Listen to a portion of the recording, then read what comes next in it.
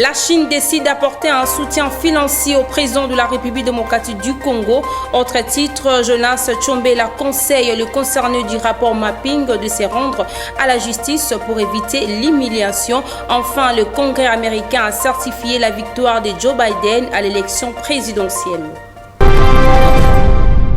Très heureuse de vous retrouver dans cette nouvelle édition du journal. Mesdames, Messieurs, bienvenue. Je l'ai annoncé, la Chine a annulé la dette de la RDC et a aussi décidé d'apporter un soutien financier au président Félix-Antoine Tshisekedi Tshilombo pour sa présidence à l'Union africaine. Suivez. L'année 2021 commence par des bonnes perspectives pour la République démocratique du Congo. Le ministre chinois des Affaires étrangères et le premier officiel des hauts rangs chinois a effectué une visite à l'étranger et il a choisi la République démocratique du Congo comme sa première destination. Le patron de la diplomatie chinoise a annoncé au chef de l'État l'annulation par son pays de la dette publique de la RDC envers la Chine, évaluée à 180 millions de yuan, soit plus de 28 millions de dollars américains.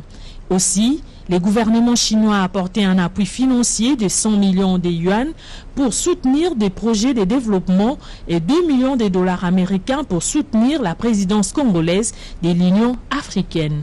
Après avoir passé en revue les relations sino-congolaises depuis les années 70 et la nécessité de les redynamiser sur plusieurs axes, les deux hommes d'État ont décidé de réactiver la commission mixte Chine-RDC dès le premier trimestre de cette année. La coopération en matière d'infrastructures, des mines et les relations Chine-Afrique ont aussi été évoquées.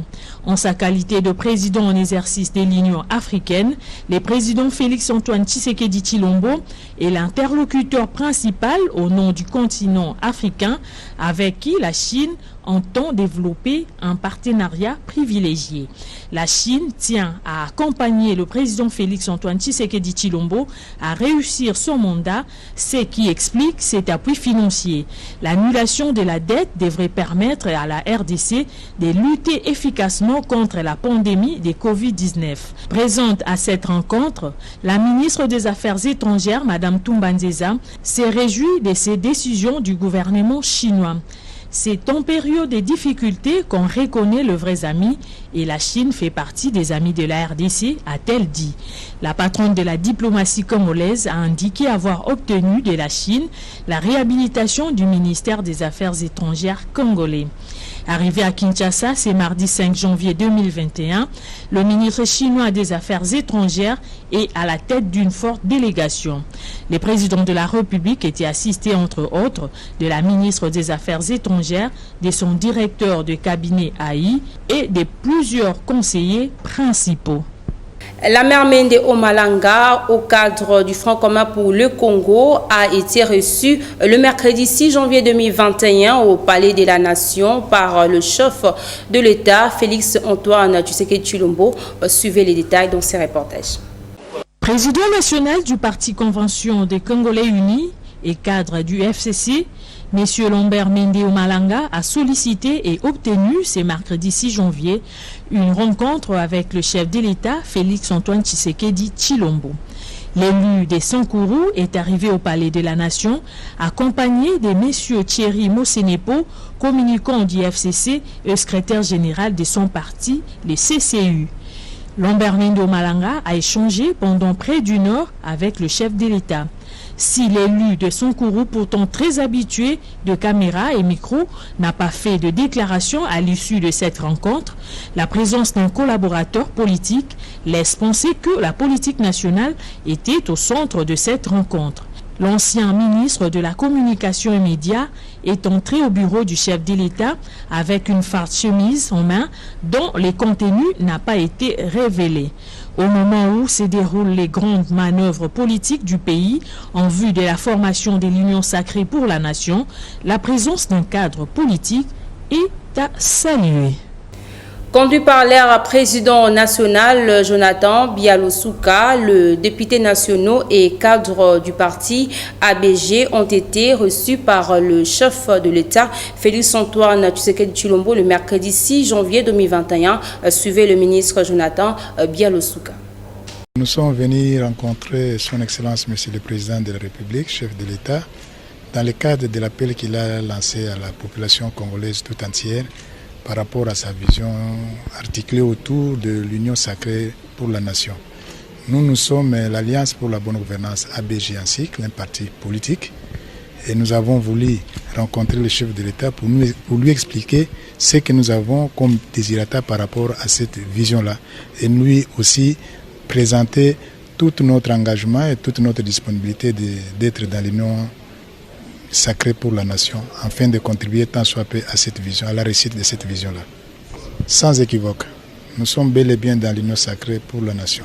Comme ABG, en même temps, nous sommes aussi représentants d'une forte communauté, la communauté du Kwango, tant du Kwango que de Kinshasa, qui jusque-là n'avait pas encore dit son mot et qui nous avait demandé aussi de le dire au chef de l'État que cette communauté aussi veut participer à cette vision-là et en même temps aussi attendre du chef de l'État son implication dans tout ce qui touche cette population dans le cadre de leur vie sociale.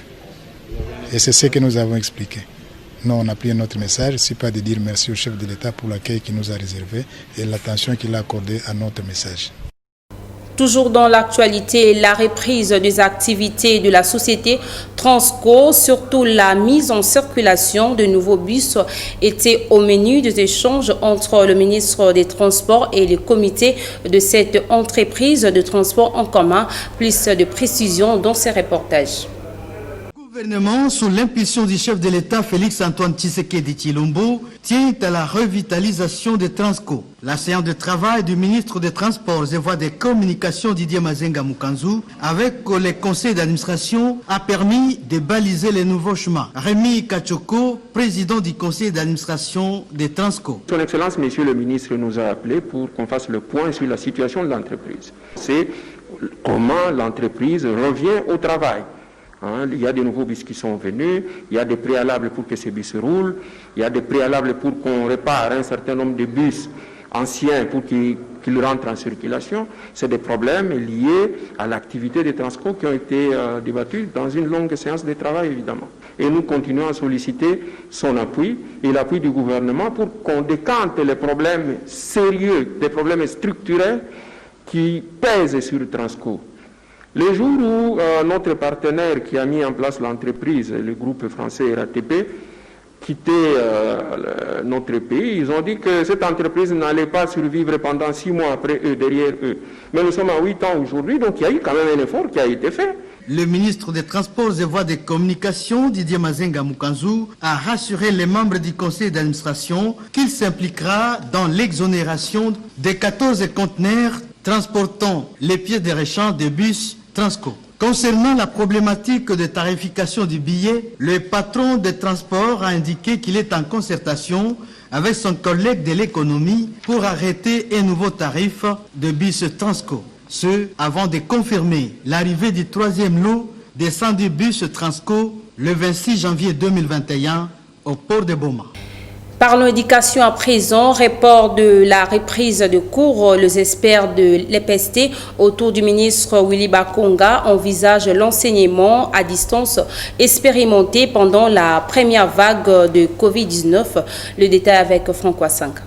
Dans un contexte de l'augmentation des cas de contamination à la Covid-19 qui a poussé le ministère de l'EPST à ajourner la reprise des cours après les festivités de fin d'année, Willy Bakonga ne veut absolument pas que l'enseignement s'arrête. Autour de lui et le vice-ministre Didier Boudimbo ce mercredi 6 janvier 2021, les chefs des services, des directeurs des ministères ainsi que les provinces pour réfléchir sur les options à prendre à court, moyen et long terme afin de poursuivre les enseignements, même si les élèves se trouvent à la maison. Plusieurs propositions ont été faites et ont presque convergé pour la plupart vers la consolidation, sinon le renforcement de l'enseignement à distance expérimenté pendant la première vague de Covid-19 sous format audiovisuel via diverses plateformes et canaux de diffusion.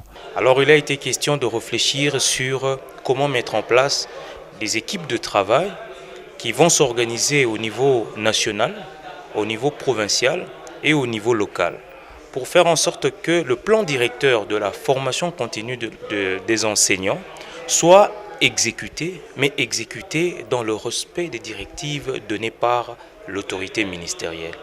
C'est donc ce qui a été l'objet de la rencontre de ce jour. Les partenaires éducatifs seront aussi associés à cette démarche qui devra faire appel à de nouvelles ressources humaines et financières pour appuyer le gouvernement dans cette tâche qui s'annonce hardie. Dès ce mercredi, des équipes ont été constituées pour élaborer un plan directeur censé guider les actions à venir dans une approche participative et dans l'urgence. Tout à fait autre chose, la jeunesse de CEDER, parti cher à Mbosso Kodia, président du bureau national de l'Assemblée nationale, s'est dit être indigné par les propos des menaces de mort retenues par le député national du PPRD, Didier Manara, en l'endroit de leur président. Suivez les réactions. Monsieur Mbosso est manipulé, il est corrompu et je crois qu'il va en payer. Je sais que vous connaissez le sort de Judas Iscariote, le sort qu'il a eu et il en subira. La jeunesse de la Convention pour la République et la démocratie, CRD en sigle, parti cher à l'autorité morale Mbosso Kodiampanga Christophe, a appris avec regret et avec indignation les propos discourtois profanant des menaces de mort à l'égard de son autorité morale de la part de l'honorable Manara, que nous mettons en garde. Nous faisons comprendre à l'honorable Manara que la ville de Kinshasa est habitée à 70% par la population Yaka, dont est émanation l'honorable Mbosso. Les Bayaka considèrent Mbosso comme étant un gourou et un grand chef coutumier. Alors si quelque chose de mal lui arrivait dans ce sens, nous allons le tenir pour responsable personnellement. Raison pour laquelle nous lançons un appel à la communauté internationale au regard des enjeux politiques actuels. Nous demandons au président de la République, garant du bon fonctionnement des institutions politiques, de renforcer la sécurité tout autour du patriarche Mbosso. Parce que ces comportements indignes et anti-républicains dont fait preuve l'honorable Manara est la résultante d'un cri d'alarme. Et il doit comprendre que la politique a ses règles, la politique a ses règles, la politique a ses critères. Alors cette façon de voir les choses n'est vraiment pas républicain. En politique, nous devons savoir peser les contre et les pour, et en homme d'État, il doit assumer. Donc cela étant, je lance un appel maximum à toute la jeunesse de mon parti de se mobiliser afin de parer à n'importe quelle éventualité pour barrer la route aux fins machiavéliques dont fait preuve l'honorable Manara. Qu'il sache que nous les tiendrons pour responsables pour tout ce qui arrivera, tout ce qui pourra advenir par rapport à ces déclarations que nous qualifions d'irresponsables. Et nous attirons l'attention à la communauté congolaise en général qui nous suit à ce net moment de comprendre que les enjeux sont vraiment de taille et qu'elle prenne ses responsabilités par rapport au comportement de l'honorable Manara. Pourquoi? Parce que le patriarche Mbosso, c'est vraiment un gourou pour nous et nous n'accepterons jamais de les perdre sans aucune manière que ce soit. Et nous demandons aux dirigeants du pays de comprendre que la politique, c'est un cadre de jeu politique. Alors, profaner des menaces de mort, comme il l'a fait en public, la communauté a pris acte et les partis ont pris acte. Alors, en cas de nécessité, nous allons saisir les instances habilitées afin qu'ils répondent de ces actes devant la justice. En réaction à l'arrestation de Roger Lumbala à Paris en ce qui concerne le massacre de civils, viols, tortures et autres, Jonas Tchombela, coordonnateur de la nouvelle société civile congolaise, conseille les concernés du rapport mapping à se rendre à la justice pour éviter l'humiliation. Suivez Jonas Tchombela dans ses propos recueillis par Copain Koutoumissa et Jonathan Koyabia. Mais moi, si j'étais sur des cas là, je le conseille d'aller se présenter devant la justice, que ça s'arrête. Au lieu de trouver dans un cas d'humiliation, d'arrestation, qu'ils aillent plaider de bonne foi. Tout ça, c'est documenté dans les rapports mapping qui est connu de tout le monde. Le seul conseil que moi je peux leur demander, c'est d'aller de bonne foi se présenter devant la justice et dire, voilà, mon nom est là-bas, je suis venu me présenter pour m'expliquer sur les cas que j'ai pu commettre ou qu'on m'impute. Donc ce serait très bien, au lieu de se trouver dans un cas où on va se trouver devant une situation ridicule, on va vous arrêter à n'importe quel moment alors que vous pensez que vous êtes en liberté. Donc ceux-là, je les conseille, ceux qui sont sur cette liste, d'aller d'eux-mêmes se présenter devant une instance judiciaire, même congolaise, pour dire mon nom est cité dedans, pour qu'ils se sentent aussi soit lavés de tout soupçon, soit inculpés pour le fait qu'on lui reproche. C'est bien documenté, donc ils n'ont qu'à tirer de leçons.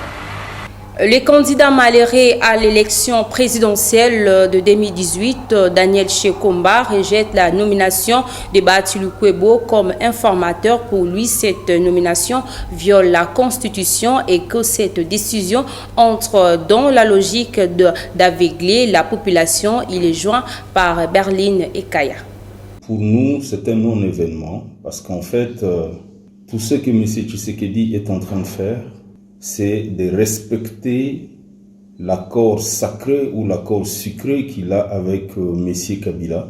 Ça veut dire préparer le terrain pour que M. Kabila, ou celui qui va désigner, revienne au pouvoir. Sa stratégie, c'est de faire de l'union sucrée la nouvelle majorité et que cette nouvelle majorité au Parlement aura comme conséquence une nouvelle minorité qui sera l'opposition institutionnelle. Et qui sera cette opposition institutionnelle? C'est le FCC ou c'est le PPRD.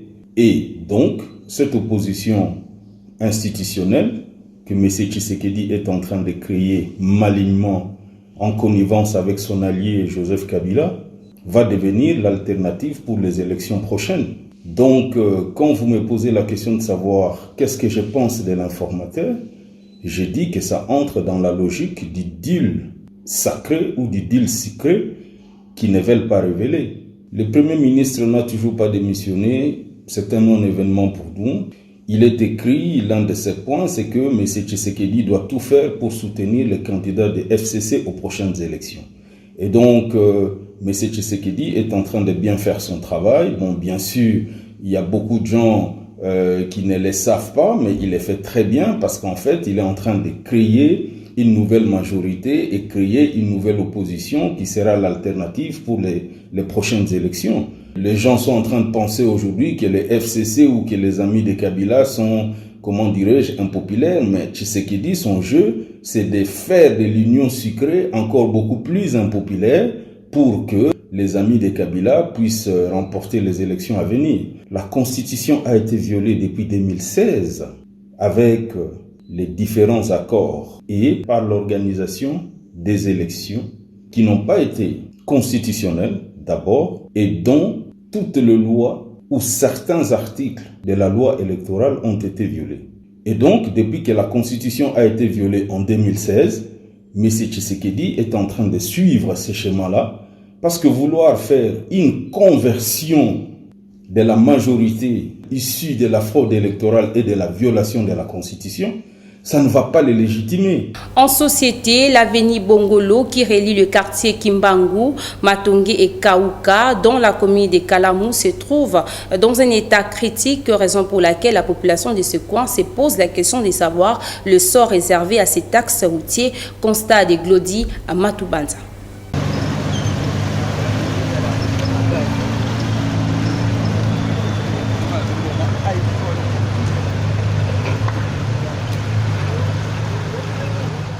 Au stade actuel, les engins roulants éprouvent d'énormes difficultés pour négocier le passage. Pour cause, la route est coupée en deux, un lac artificiel s'est formé au milieu. La population de ce coin se plaint matin, midi, soir du sort réservé à cet axe routier.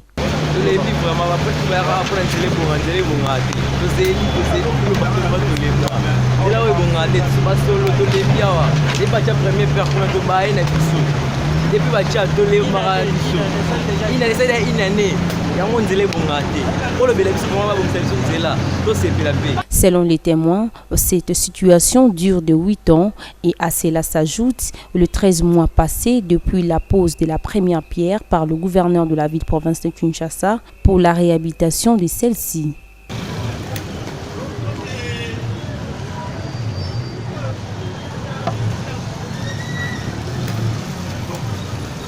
Je l'ai annoncé au sommaire, en dehors de nos frontières, le Congrès américain a certifié la victoire de Joe Biden à l'élection présidentielle de 2020 du côté du président sortant Donald Trump. Ce dernier a accepté son mandat est fini et a promis une transition ordonnée le 20 janvier prochain. Franck Wassang.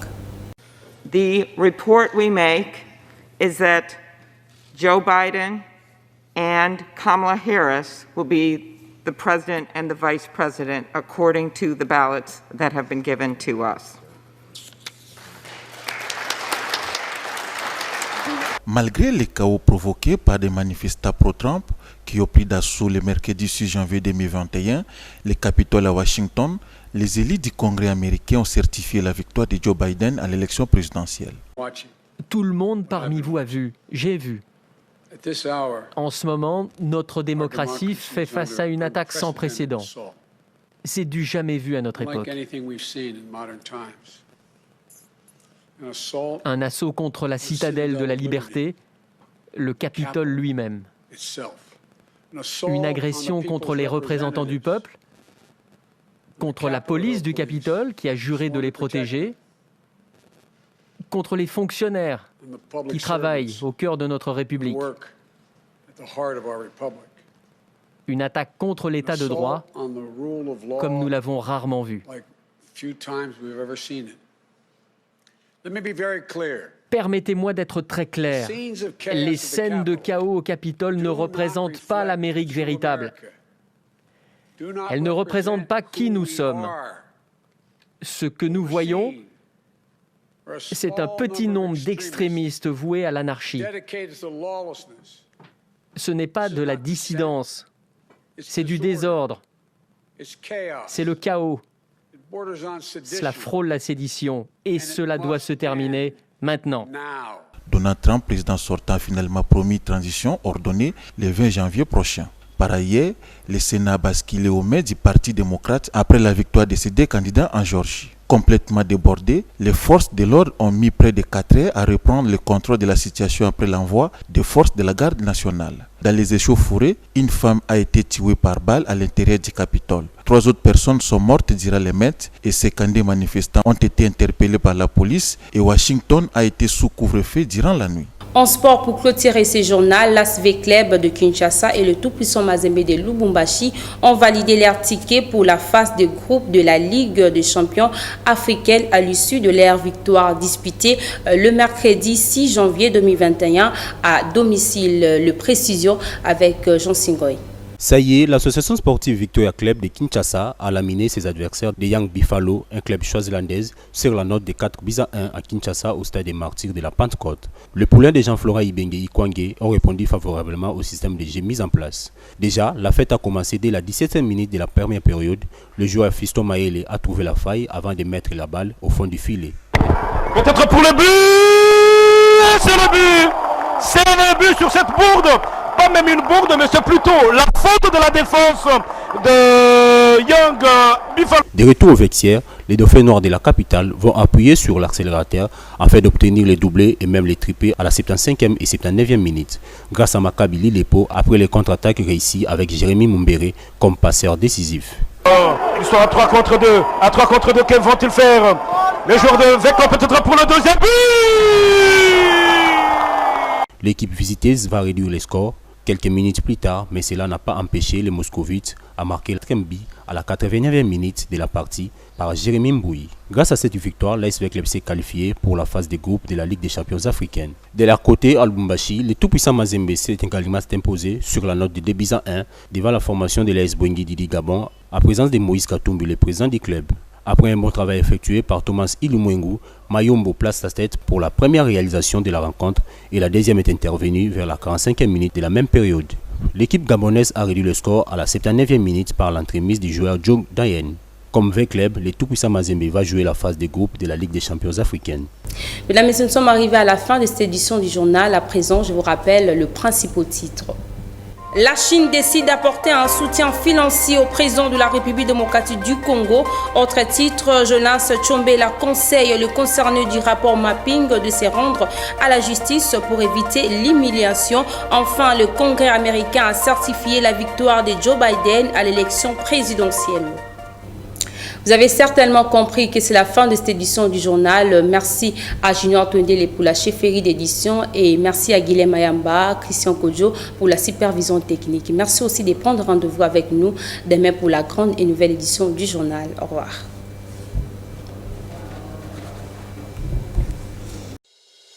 Vous pouvez suivre cette émission en rediffusion quand vous voulez, où vous voulez, sur www.dab.video. Dab.video, le divertissement congolais.